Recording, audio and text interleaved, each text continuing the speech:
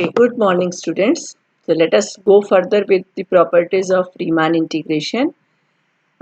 This is last in the series of the properties which we are going to prove today.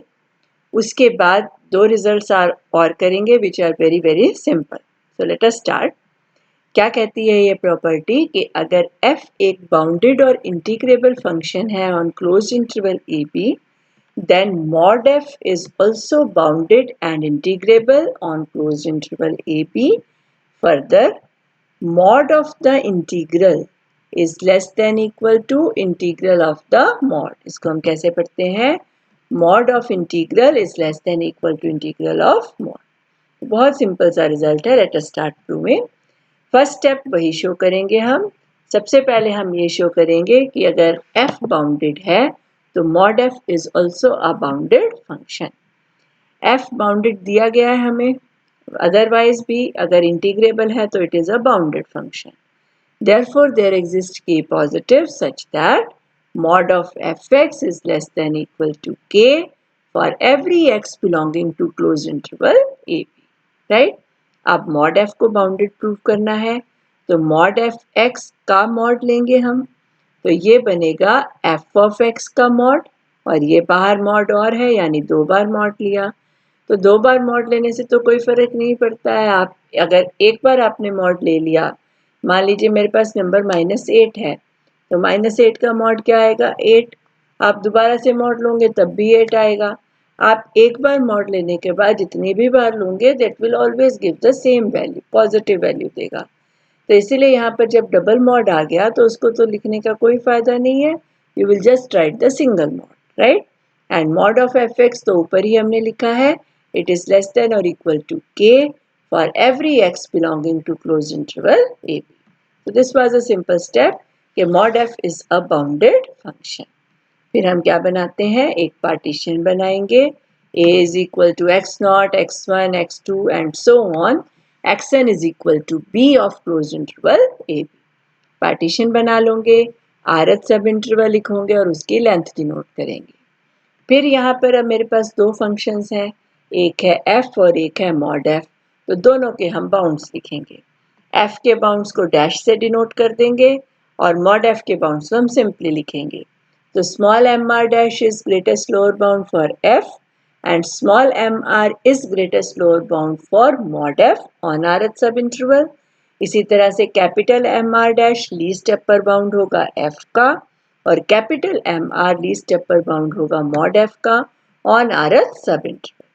फिर क्या करते हैं हम? rth subinterval में कोई दो आर्बिट्रेरी पॉइंट्स ले लेते हैं, x dash and x double dash. Fine.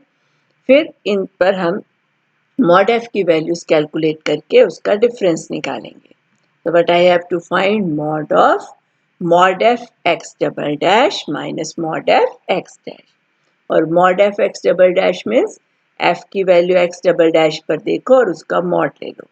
इसी तरह से mod f x डैश क्या बन जाएगा? f of x डैश का मॉड. और हमें ये प्रॉपर्टी मॉडुलस की पता है, that mod of mod a minus mod b, mod of mod a minus mod b is less than equal to mod of a minus b. Right. तो ये mod हट जाएगा, यहाँ पर ये टर्म आ गई मेरे पास, और ये किससे छोटी होगी? f फंक्शन के लीस्ट अपर बाउंड और ग्रेटेस्ट लोअर बाउंड के डिफरेंस से, यानी capital mr dash minus small mr dash. और क्योंकि राइट साइड पे x dash x double dash का रूल खत्म, so this holds for any two values of x dash and x double dash and therefore will hold for its supremum. तो यहाँ left side में हम किससे replace कर देते हैं? Capital mr minus small mr से. सारे स्टेप्स बिल्कुल वैसे ही हैं. तो क्या आएगा? Capital mr minus small mr is less than equal to mr dash minus small mr dash. दोनों साइड्स को डेल्टा r से मल्टीप्लाई करते हैं and we take the summation r varying from 1 to n. तो ये ऑसिलेटरी सम बन जाता है कौन से फंक्शन के लिए? mod f के लिए. और राइट हैंड साइड ऑसिलेटरी सम है फॉर फंक्शन f. तो I get this thing.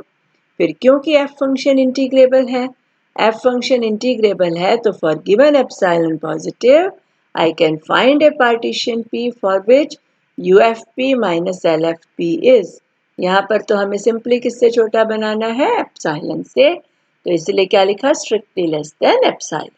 What I get, इन दोनों को कंबाइन किया तो मेरे पास आ जाएगा u mod F P minus L mod F P is strictly less than epsilon, and which means that mod f is integrable on closed interval a। तो ये तो हो गया पहला स्टेप। अगर f इंटीग्रेबल है तो mod f is also integrable। अब हम सेकंड स्टेप प्रूव करेंगे that mod of integral is less than equal to integral of mod। So let us do that। देखो, we know that f of x is always less than equal to mod of fx, and minus f of x is also less than equal to mod of fx। Basically fx को यहाँ पर आप एक real number की तरह से देखो, कोई भी नंबर या उसका नेगेटिव हमेशा मॉड से या छोटे होंगे या इक्वल होंगे। मॉड से बड़ा तो नहीं हो सकता है, इसको आप सोच के देखो। मान लो मेरा नंबर 6 है, तो 6 is equal to mod of 6। अगर नंबर पॉजिटिव है तो इक्वालिटी होगी। अगर नंबर मेरा नेगेटिव है, let us suppose number is -6, तो -6 का mod +6 and -6 is less than equal to mod of -6, right. तो कभी भी हो, कोई भी नंबर अगर हम लें तो नंबर और उसका नेगेटिव हमेशा मॉड से छोटे होते हैं, तो वो लिख ली। अब अपनी पहले वाली प्रॉपर्टी रिकॉल करो, क्या किया था हमने कि अगर f less than equal to g है तो integral of f is less than equal to integral of g। दोनों पर अप्लाई करेंगे, ठीक है। पहले पर अप्लाई करके आ गया integral a to b f dx is less than equal to integral a to b mod f dx, और दूसरे पर अप्लाई किया तो इंटीग्रल a से b minus F D X is less than equal to integral a to b mod f dx, ठीक है। फिर हम लोगों ने किया हुआ है कि नेगेटिव साइन कांस्टेंट है, -1 है बेसिकली, उसको आप इंटीग्रल साइन के बाहर ले जा सकते हो, ठीक। अब देखो, अब ये क्या बन गया, एक नंबर और उसका नेगेटिव दोनों किसी दूसरे नंबर से छोटे हैं। अगर ऐसा होता है तो दिस मीन्स इस नंबर का मॉड भी लेस होगा किससे, integral a to b mod f dx। समझ रहे हो इस चीज को कि कोई नंबर और उसका negative, if x is less than equal to a and minus x is also less than equal to a, this means mod x is less than equal to a। बस वही हमने लिखा and from there we get the result, ठीक है। तो ये इस तरह की प्रॉपर्टीज में लास्ट थी, और इस रिजल्ट का भी कन्वर्स ट्रू नहीं है। सेम एग्जाम्पल वर्क करेगी जो हमने एफ जी या एफ प्लस जी के टाइम लिखी थी। क्या लिखी थी कि अगर मेरा फंक्शन है लेट अस सपोज 1 के इक्वल, अगर x रेशनल है और -1 इफ x इज इरेशनल, और हमें पता है ये फंक्शन कहीं पर भी इंटीग्रेबल नहीं है। लेकिन अगर मैं अब इस फंक्शन का मॉड लिखूं तो इसका मॉड तो हर जगह +1 आएगा। तो mod of F X is 1 for every X belonging to R. इसका मीनिंग ये हो गया कि ये कांस्टेंट फंक्शन है and constant function is always integrable. तो अगर मॉड एफ इंटीग्रेबल है तो ज़रूरी नहीं है कि एफ भी इंटीग्रेबल होगा, ठीक है। So this was the result. यहाँ तक हमारी सारी मेन प्रॉपर्टीज रीमान इंटीग्रेशन की पूरी हो गई। जल्दी से एक बार लिस्ट कर लो हमने क्या क्या प्रॉपर्टीज की थी। सबसे पहली प्रॉपर्टी ये थी कि अगर f और g they are two integrable functions on closed interval ab with f of x less than equal to g of x for every x belonging to closed interval ab, then integral of f is less than equal to integral of g। Second property हमने की थी अगर f integrable होता है तो cf is also integrable. Third property हमने की थी अगर दो फंक्शंस इंटीग्रेबल हैं तो उनकी प्रोडक्ट भी क्या होती है, इंटीग्रेबल। फोर्थ प्रॉपर्टी हमने की थी अगर f और g इंटीग्रेबल है with g not approaching to 0 then f by g is also integrable. फिर हमने किया अगर f इंटीग्रेबल है और 0 को अप्रोच ना करे तो उसका रेसिप्रोकल यानी 1 बाय एफ भी क्या होगा, इंटीग्रेबल। और लास्ट जो आज हमने प्रूव की वो प्रॉपर्टी क्या है, अगर f इंटीग्रेबल होता है तो mod f is also integrable, right. यहाँ तक तो मेन सारी ये प्रॉपर्टीज हो गई। अब इसके बाद जो हम काम स्टार्ट करेंगे वो है to estimate the value of some integrals. कुछ इंटीग्रल्स को इवेल्युएट करना सिंपल नहीं होता है, बट वी कैन जज कि इनकी वैल्यू किन दो लिमिट्स के बीच में लाई करेंगी।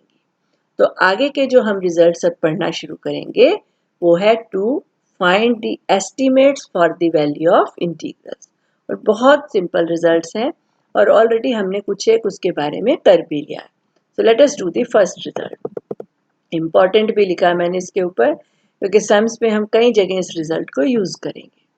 क्या रिजल्ट है कि अगर f एक इंटीग्रेबल फंक्शन है, f हमें इंटीग्रेबल दिया गया है और स्मॉल m और कैपिटल M ये है greatest lower bound and least upper bound respectively of f on closed interval a b, then integral a to b f dx की जो वैल्यू होगी वो lambda times b minus a होगी and lambda lies between the bounds of f.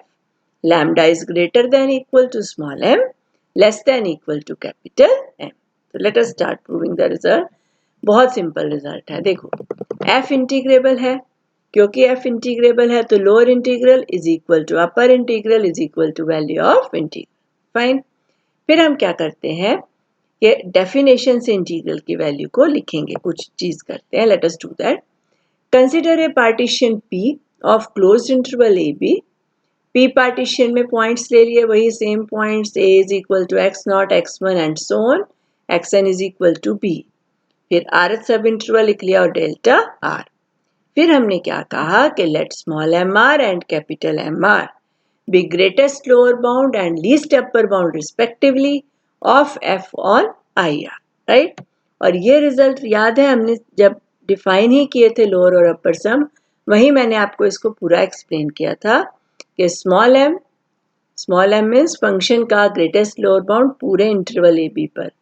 Small m is less than equal to small M R, small M R is less than equal to capital M R and capital M R is less than equal to capital M. ये result हमने already किया हुआ है, आगे का भी किया हुआ है। देखो थ्रू आउट हम डेल्टा आर से मल्टीप्लाई करेंगे and we shall take the summation R varying from 1 to n। ठीक है।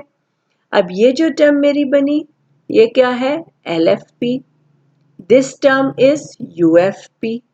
और लास्ट की जो ये दोनों एक्सट्रीम पे टर्म्स हैं उसमें m तो डिपेंड नहीं करता r पे, m को आप समीशन के बाहर ले जाओगे एंड अंदर क्या रहेगा, समीशन डेल्टा r। और रिकॉल करो समीशन डेल्टा r मीन्स सब इंटरवल्स की लेंथ को आपने ऐड अप करना है और वो क्या बनती है, total length of the interval that is b minus a। ये सब रिजल्ट्स हम ऑलरेडी प्रूव कर चुके हैं। इसी तरह जो एक्सट्रीम राइट है वहां क्या बनेगा, कैपिटल M समीशन के बाहर आ गया और summation delta r is b minus a। ठीक है। अब देखो LFP is less than equal to lower integral, क्योंकि लोअर इंटीग्रल लोअर सम्स का लीस्ट अपर बाउंड होता है, सबसे बड़ा होता है लोअर सम्स में, इसलिए हर एक लोअर सम अपने लीस्ट अपर बाउंड से छोटा। और क्योंकि फंक्शन इंटीग्रेबल गिवन है तो lower integral is same as integral, right. और अपर सम की अगर मैं बात करूं तो अपर सम बड़ा होगा अपर इंटीग्रल से, क्योंकि अपर integral is greatest lower bound of upper sums, upper sums में सबसे छोटा। तो हर एक अपर सम अपर इंटीग्रल से बड़ा हो गया और अपर इंटीग्रल भी किसके इक्वल है, इंटीग्रल के। अब इन तीनों को तुमने कंबाइन करना है, सेकंड को, थर्ड को और फोर्थ को। तो क्या आएगा, देखो small m b minus a less than equal to LFP, LFP is less than equal to integral, तो LFP को कट कर दो, m b minus a is less than equal to integral, ये बन गया। फिर इंटीग्रल किससे छोटा है, integral is less than UFP and UFP is less than capital M times b minus a। अब UFP को बीच में से छोड़ दो तो क्या आ गया अल्टीमेटली मेरे पास, small m b minus a is less than equal to integral and integral is less than equal to capital M b minus a। इसको बहुत अच्छे से बॉक्स में कर लेना, क्योंकि सम में हम एस्टिमेट, मैंने क्या बताया था, हमने इंटीग्रल को एस्टिमेट करके देना है। तो जब हम क्वेश्चंस पे एस्टिमेट निकालेंगे तो ये दो एस्टिमेट्स हैं, small m b minus a से लेकर capital M b minus a तक। तो ये वाली फॉर्म को आपने बॉक्स में कर लेना है, इसको अच्छे से इंपॉर्टेंट लिख लेना है, क्वेश्चंस में हम इसी फॉर्म को यूज करेंगे। ठीक, अब जो आंसर में मुझे चाहिए वो बनाते हैं। थ्रू आउट b माइनस ए से डिवाइड कर दो। डिवाइड किया तो यहाँ स्मॉल m रह गया। Is less than equal to 1/b minus A integral a to b f dx is less than equal to capital M। और इस टर्म को क्या लिख दो, लैम्डा। इस टर्म को क्या लिख देना है, लैम्डा। तो मेरे पास बन गया small m less than equal to lambda less than equal to capital M, where lambda is 1/b minus A integral a to b f dx। अब इसको देखो, अगर मैं यहां से इंटीग्रल लिखूं तो इंटीग्रल बन जाएगा lambda times b minus A. ठीक, और लैम्डा लाई कर रहा है between small m and capital M। यही हमें प्रूव करना था। लेकिन एक चीज आपने याद रखनी है, दोबारा से बता रही हूँ, एस्टिमेट लेने के लिए हम इस फॉर्म का यूज करेंगे। इसको आपने बहुत अच्छे से याद रखना है कि इंटीग्रल की वैल्यू लाई करती है between small m b minus A to capital M b minus A. ठीक, नेक्स्ट रिजल्ट बहुत छोटा सा रिजल्ट है, let us do that. First mean value theorem, क्या नाम है इसका, फर्स्ट मीन वैल्यू थ्योरम। तो इसकी स्टेटमेंट भी आपको पेपर में आ सकती है कि state first mean value theorem है, state and prove first mean value theorem. तो क्या कहती है स्टेटमेंट कि अगर f एक कॉन्टिन्यूस फंक्शन है on closed interval A B, then there exists c belonging to closed interval ab such that integral a to b f dx is f of c b minus a। ठीक है, prove करते हैं, बहुत simple result है। Function continuous है closed interval पे, और हमें पता है जब फंक्शन क्लोज्ड इंटरवल पर कॉन्टिन्यूस होता है then the function is bounded and integrable. हमने किया हुआ है कि जब फंक्शन कॉन्टिन्यूस होता है then that is an integrable function. Integrable भी है और साथ में कॉन्टिन्यूस होने की वजह से बाउंडेड भी है। बाउंडेड है तो हमने उसके बाउंड्स एज्यूम कर लिए, small m is greatest lower bound and capital M is least upper bound. अब क्योंकि फंक्शन इंटीग्रेबल है तो ऊपर वाला रिजल्ट लग जाएगा। ऊपर वाला रिजल्ट क्या कह रहा है, integral a to b f dx is lambda times b minus a, lambda lies between small m and capital M। वो रिजल्ट हमने लिख दिया। बस अब मुझे क्या लिखना है कि ये जो लैम्डा है this is f of c, और इसमें फिर से कॉन्टिन्यूटी वर्क करेगी। कॉन्टिन्यूस फंक्शन जब क्लोज्ड इंटरवल पर होता है तो मैंने इसकी 2-3 प्रॉपर्टीज आपको पहले बताई थी जब हमने रीमान इंटीग्रेशन के रिजल्ट प्रूव किए।